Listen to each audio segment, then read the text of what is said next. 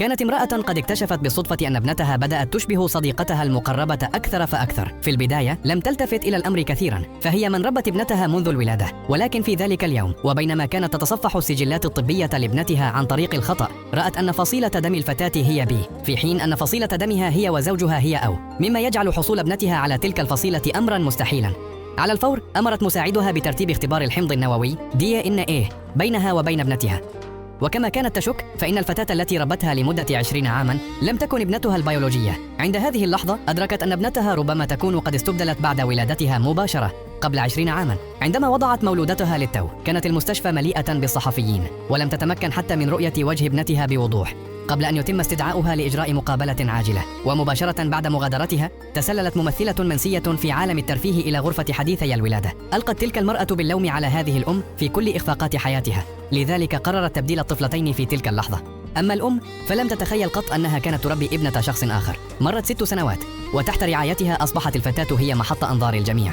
في غضون ذلك نشأت ابنتها البيولوجية وسط القمامة، وتعرضت لسوء المعاملة من قبل أمها بالتبني، وعاشت على جمع الخردة مع جدتها.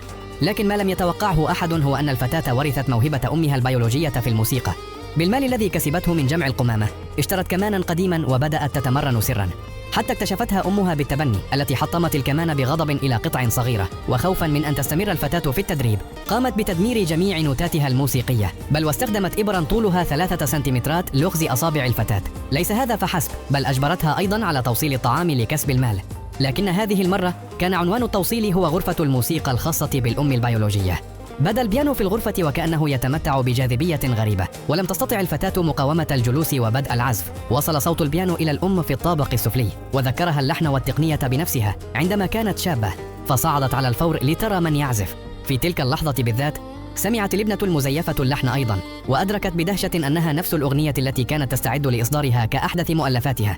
عندما رأت فتاة ترتدي زي توصيل الطعام تعزف على البيانو، اشتد غضبها واتهمت الفتاة بالسرقة الأدبية، دون أن تعلم أن المؤلف الحقيقي هو الفتاة الواقفة أمامها. كانت الأم بالتبني قد سرقت النوتات الموسيقية وأعطتها لابنتها لتنتحل صفة المؤلفة. على الرغم من أن المؤلفة الحقيقية حاولت الشرح، لم يصدقها أحد، بل وتم دفعها لتسقط على الأرض. في هذه اللحظة لاحظت إحدى صديقات الابنة المزيفة أن البيانو القديم قد اتسخ، وكان ذلك البيانو هو أثمن ما تملكه الأم. فقرروا في غضبهم إهانة الفتاة، محاولين نزع ملابسها أمام الجميع.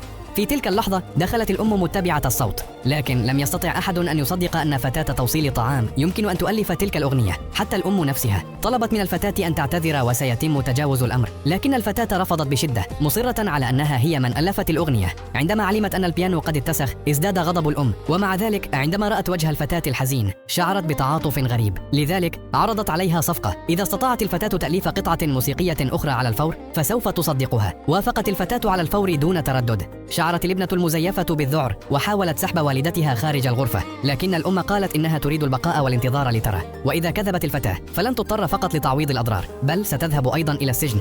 بمجرد أن أنهت كلامها بدأت الفتاة تعزف، ولمست كل نغمة قلب الأم مباشرة، وانجذبت إليها تماما وكأنها ترى نفسها في شبابها. فجأة رن هاتف الفتاة، وكانت مكالمة طارئة تفيد بأن جدتها نقلت إلى المستشفى. فهرعت الفتاة إلى المستشفى دون أن تعلم أنها تركت خلفها في الغرفة القلادة التي أهدتها إياها أمها البيولوجية منذ سنوات عديدة. في هذه الأثناء استمرت الابنة المزيفة في تشويه سمعتها، قائلة إنها هربت خوفا من أن يتم كشف أمرها. ولكن في اللحظة التالية رأت الأم القلادة العائلية ملقاة على الأرض.